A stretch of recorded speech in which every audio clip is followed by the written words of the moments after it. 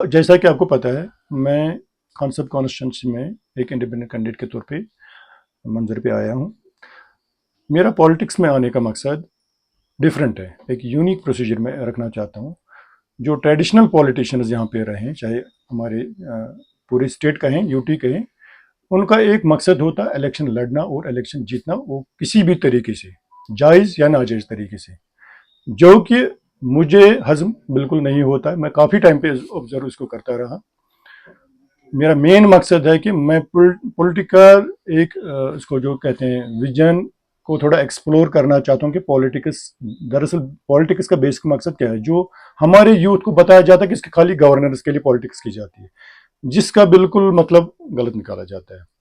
हमारे यूथ के पास जो इंफॉर्मेशन डिसमिनेशन हो जाती है वो बिल्कुल मैनिपुलेटेड होती है, मिस इंटरप्रिटेशन ऑफ फैक्ट्स होता है। मतलब है कि अगर सियासत का शऊर हमारी सियासतदान में होता तो जो जितने भी हमारे पढ़े लिखे यूथ हो इसमें इन्वॉल्व होते हैं, तो वो ट्रेडिशनल पॉलिटिक्स की तरफ जाते बिल्कुल नहीं। उनको भी मौका मिल जाता कि सही सिमत में काम करने का, एक दिशाहीन नहीं होता ये हमारा प्रोसीजर।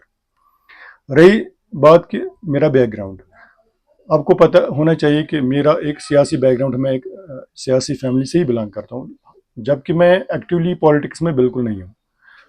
मेरा ये एक्टिव पॉलिटिक्स में पहला कदम है आज, जो मैंने कदम रखा इस सियासत के मैदान में। मकसद मेरा खाली है कि जो मेरे अपने व्यू पॉइंट्स हैं सियासत के मुतलिक, ये मैं आम लोगों तक पहुंचाना चाहता हूँ। मैं उसमें कितना कामयाब हो जाऊंगा इसका डिपेंड करता है कि जिसका रिएक्शन मुझे वोट के शेयर में नजर नहीं आना चाहिए, इसका रिजल्ट आना चाहिए कि यहाँ पॉलिटिकल शोर की अवेयरनेस आ गई, बिल्कुल जो जिसकी यहाँ फुकदान है। मैनिफेस्टोस और just bundle of false promise, आपको पता होना चाहिए वो झूठ का परिंदा होता है मैनिफेस्टो।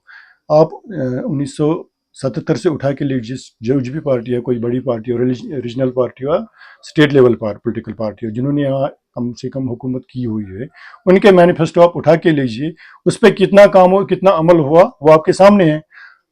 इनका एक ट्रेडिशनल तरीका था, जब भी इलेक्शन का एक ये सीजन की तरफ इस्तेमाल करते, तो जब भी इलेक्शन का सीजन आता है, ये लोगों को लुभाने के लिए ऐसे वादे कर लेते, उन वादों को शक्ल देते एक मैनिफेस्टो की। ये आपको पता होना चाहिए कि कोई भी मैनिफेस्टो इनका प्रैक्टिकेबल पहले होता ही नहीं। वो तो दूर की बात है सक्सेस की, दूसरी बात है कि उसका सक्सेस रेट क्या रहेगा।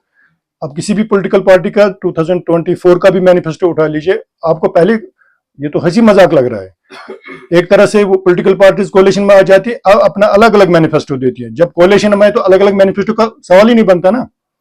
अब दूसरी पार्टियां जो कोलिशन में नहीं आते, उनका भी अलग अलग मैनिफेस्टो, कल को जो भी सरकार बनेगी वो तो जो ज्यादा चांसेस है हंग असेंबली आएगी तो फिर भी कोई कोई कोलिशन बन जाएगी, तो ऐसे मैनिफेस्टो का मतलब ही नहीं रहता। सबसे पहले मेरा मकसद है कि जो हमारा यूथ है, पढ़ा लिखा यूथ है, जिनको डेवलपमेंट के ख्वाब दिखाए जाते हैं, वो मैं उनके कंसेप्ट से निकालना चाहता हूँ कि झूठे वादे हैं। डेवलपमेंट का मतलब कंप्रेहेंसिव डेवलपमेंट, खाली स्कूल बनाने से, कॉलेज बनाने से, रोड बनाने से, बिल्डिंग बनाने से डेवलपमेंट नहीं आती। डेवलपमेंट होता है एक कंप्रेहेंसिव डेवलपमेंट, जिसमें रोड भी है, जिसमें स्कूल भी है, जिसमें बिल्डिंग भी है, जिसमें एजुकेशन भी है और क्वालिटी एजुकेशन है, जिसमें काउंसलिंग भी है एजुकेशन के लिए। ये नहीं कि एक ही प्रोफेशन के तले सभी चले जाए। तो जितने प्रोफेशन है, खासकर जो लाइवलीहुड हमारे कश्मीर में दे सकते हैं, ऐसा नहीं कि कोई भी प्रोफेशन चुनो, लास्ट में डिग्री करके एमबीए करके, यहाँ कितने बैठे हैं डिग्री होल्डर, उनके लिए कौन सोचता है। प्रोफेशनल डिग्री लीजिए, बीएससी एग्रीकल्चर करके कितने बैठे हैं, बीएससी वेटरनरी कितने बैठे हैं, उनके लिए कौन सोचता है। एम्प्लॉयज का भी, जो एम्प्लॉयज लगे उनके भी अपने अपने इश्यूज है, उनको कौन एड्रेस करता है।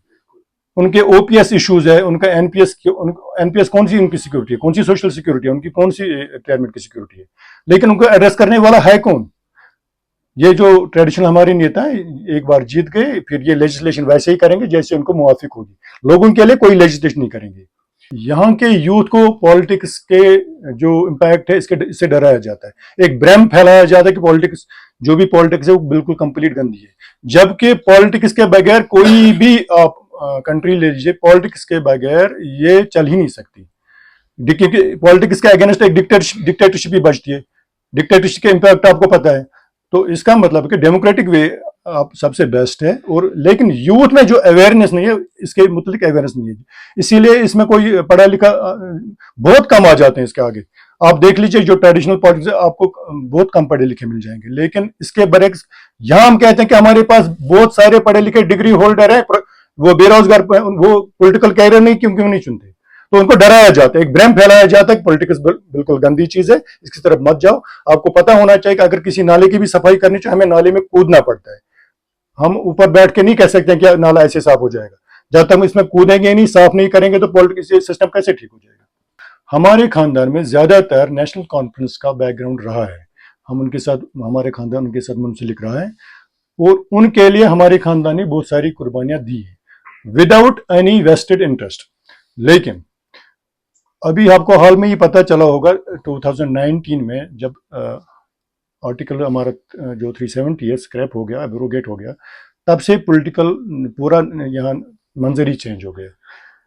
नेशनल कॉन्फ्रेंस हो, पीडीपी पहले, ये आप इसको मान लीजिए subsidy party of Indian National Congress ही पहले थी, बाद में ये पॉलिटिकल वहां जन्म ले लिया उन्होंने। तो इन्होंने पहले लोगों को डराया, ये भ्रम फैलाया कि अगर आप हमें वोट नहीं दोगे, डेवलपमेंट नहीं होगा, तो 370 से डराया कि ये स्क्रैप हो जाएगा। तो इन्होंने इसके प्रोटेक्शन किया ही क्या था, जो खाली डराते रहे, जब तक कि वक्त पहुंच गया इसको आराम से लेजिस्लेशन करके पार्लियामेंट में स्क्रैप कर दिया। बाद में इसको डिफेंड करने गए थे सुप्रीम कोर्ट में, वहां भी हमारे नेता जो हमको भ्रम फैला रहे कि हम ऐसा करेंगे वैसा करेंगे, नहीं डिफेंड कर पाए। तो मुझे खासकर नेशनल इंटरनेशनल इशू में, अभी मैं लोकल पॉलिटिक्स में आया हूं, मुझे at this juncture I have nothing to do with that 35A और 370 रेस्टोरेशन ऑफ। ये जो पॉलिटिशियन है, ये खाली एक भ्रम फैलाएं कि इसको हम डिफेंड करेंगे, कितना कर पाएंगे वो दूर की बात है। अभी हमारा लोकल इश्यूज है, लोकल असेंबली के इलेक्शन होने से, इसके लिए प्रॉपर लेजिस्लेशन हम क्या कर सकते हैं, इसके लिए जरूरी है कि पढ़े लिखे जवान हमारे इसमें चुनने चाहिए, असेंबली में जानी चाहिए। मेरा पब्लिक के एक ही नाम है, जो अभी आपका वोट है, अपने वोट का, खासकर मैं यूथ से, जो पढ़े लिखे हमारे जवान हैं, अपने वोट का ताकत आप पहचानिए। आपके पास एक डेमोक्रेटिक राइट है, उस वोट का आप सही इस्तेमाल कीजिए। इसी वोट के जरिए आप चेंज ला भी सकते हैं, अपना कैरियर बिगाड़ भी सकते हैं, अपना फ्यूचर बिगाड़ भी सकते हैं, अपना फ्यूचर संवार भी सकते हैं।